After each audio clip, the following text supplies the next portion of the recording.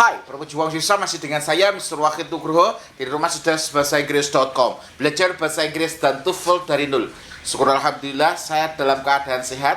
Anda yang sedang menonton video saya kali ini, Anda juga saya doakan dalam keadaan sehat, sehingga kita sama-sama bisa belajar untuk meningkatkan kemampuan kita dalam menganalisis contoh-contoh soal TOEFL. Saya ucapkan terima kasih bagi teman-teman yang sudah bergabung di kelas online saya. Saya doakan semoga Anda bisa belajar dengan konsisten, secara tahap demi tahap, sehingga Anda bisa mencapai skor TOEFL yang Bapak Ibu cita-citakan.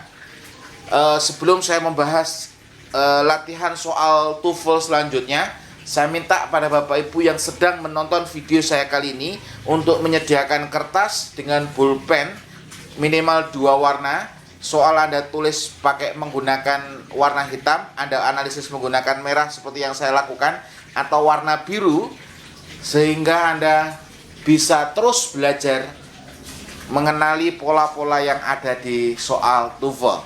Ada pertanyaan yang masuk kepada saya, Sir, bagaimana untuk mendapatkan nilai skor TOEFL 550? Karena untuk beasiswa S3, Sir, syaratnya 550. Kalau saya pribadi, untuk mendapatkan skor 550 itu sebenarnya tidak sulit. Tekniknya bagaimana, Sir? Anda harus salah 10 di setiap bagiannya. Jadi di TOEFL itu ada 3 bagian. Bagian pertama adalah bagian listening. Soalnya ada berapa? Soalnya ada 50. Bagian kedua adalah structure and written expression. Soalnya ada 40. Yang terakhir ada di reading. Soalnya 50. Jadi soal di TOEFL itu ada berapa? 50 tambah 40 tambah 50 berarti 140. Anda harus salah 10 di setiap bagiannya. Jadi listening salah 10, structure and written expression salah 10, dan yang terakhir di reading salah 10. Jika Anda salah 10 di setiap bagiannya, Anda bisa mendapatkan skor 550. Jadi Anda boleh salah, tapi tidak lebih dari 10. Itu adalah teknik sederhana, hitung-hitungan cepat sederhana untuk mendapatkan skor 550. Intinya jangan putus asa, terus belajar, terus tingkatkan kemampuan dalam mengerjakan soal TOEFL. Mari kita langsung bahas contoh soal TOEFL yang sudah saya tulis di papan. Oke, soal TOEFL ini saya ambil dari post testnya Longman. Ini sudah soal ke-86 nanti. Jadi sudah banyak soal yang saya bahas. Sekarang di soal 86. Kalau masih bingung, Anda bisa tonton video-video saya sebelumnya. Di situ ada bagian 1, bagian 2, bagian 3, dan seterusnya sampai ke sini. Ini soal nomor 83. The film Lawrence of Arabia is 3 hours and 41 minutes long. 1 minute bla bla bla gone with the wind. Nah, perlu Bapak Ibu catat bahwasanya di sini ada 2 hal yang dibandingkan. Yang pertama adalah film Lawrence of Arabia. Yang kedua adalah Gone with the Wind. Ini adalah kedua-duanya adalah apa? Kedua-duanya di sini adalah judul film. Kalau di soal aslinya ini dicetak miring. Dicetak miring. Nah, di sini untuk membandingkan 2 hal. Untuk membandingkan 2 hal, ini teknik yang digunakan adalah pakai comparative degree. Comparative degree. Nah, oke. Comparative degree di sini. Comparative degree di situ biasanya ditambahkan ER atau more. Oke.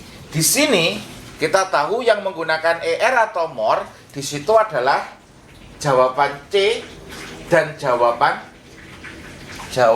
D. Berarti di sini jawaban A sama jawaban B jelas salah. Pertanyaannya, di soal ini yang benar yang mana, Sir? Di soal ini yang benar adalah yang D. Maksudnya yang benar bagaimana? 1 minute longer than is gone with the wind. Nah, perlu Bapak Ibu catat di komparatif itu apabila auxiliary berada di depannya subjek di sini, ini wajib ditulis. Tapi apabila di belakangnya subjek isnya di sini, ini dikurung, boleh ditulis, boleh tidak. Jadi jawaban untuk yang nomor nomor 83 ini adalah yang D. Kalau Anda sudah memiliki buku konsep belajar TOEFL dari nol, ini babnya adalah the comparison of adjective. The comparison of adjective atau tingkat perbandingan kata sifat. Di buku ini sudah saya jelaskan lengkap sekali aturan-aturannya, teknik-tekniknya, bagaimana di situ ada positive degree untuk membandingkan dua hal yang atau sama, comparative degree dan superlative degree. Nah, di buku ini sudah lengkap sekali. Kapan menggunakan ER, kapan menggunakan more. Nah, yang benar ini adalah handsomer atau more handsome. Nah, ternyata handsome itu bisa more handsome atau handsomer. Kedua-duanya boleh. Aturannya di buku konsep belajar TOEFL dari nol sudah lengkap. Kemudian yang soal nomor 84. In bla bla bla, several vertically aligned honeycombs with hexagonal wax cells stacked close together. Nah, ini jawabannya yang mana nih? Jawabannya adalah yang B. Pertanyaannya, kenapa jawabannya yang B? Ini ilmunya apa, Sir? Ini ilmunya adalah inversion. Oke. Ilmunya apa? Inversion.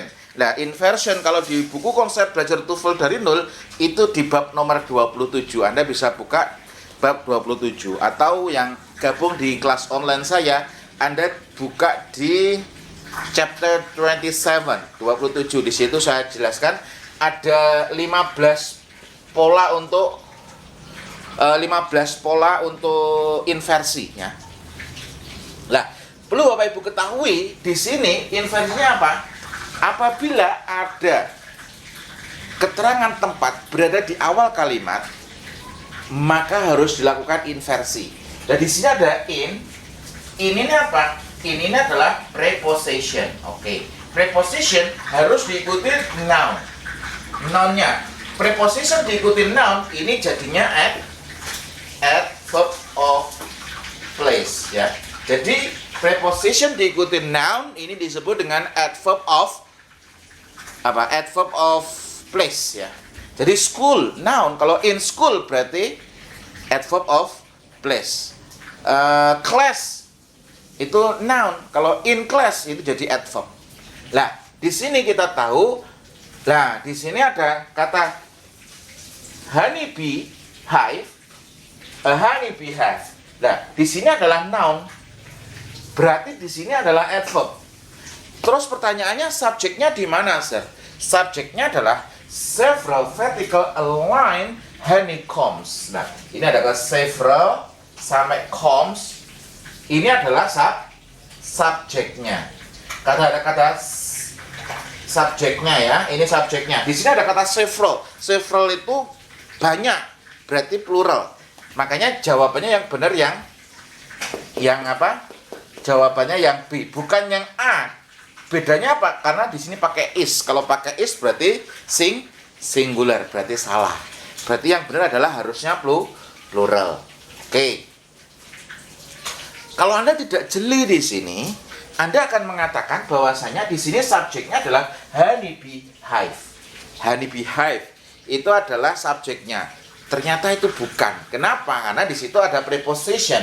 Kalau ada preposition berarti di situ adalah adverb, maka di situ bukanlah subjek. Karena subjeknya berada di belakang karena sudah mengalami yang disebut dengan proses inversi. Kemudian, soal yang nomor 85. The shape of snow crystal depend largely bla bla bla temperature and humidity are. Oke, yang perlu di sini jawabannya yang mana? Oke, jawabannya yang benar adalah yang C. Kenapa yang C? Ini tipe soalnya apa, Sir? Ini tipe soalnya adalah noun non-clause. Ini tipe soalnya adalah non-clause. Nah, kok bisa, Sir? Oke, di sini shape of snow crystals ini adalah subjeknya. Subjek. Sepanjang apapun subjek, di situ yang harus Ditekankan adalah sebelum preposition of, yaitu shape. Jamak, makanya depend-nya ini adalah verb. Karena di sini jamak, makanya nggak boleh dikasih s di sini. Verbnya depend. Largely, large itu adalah adjektif. Kalau li berarti jadi adverb. Lah di sini harus diikuti on. Lah depend on berarti setelah itu objek. Lah menariknya di sini di belakang temperature and humidity ini adalah subjek.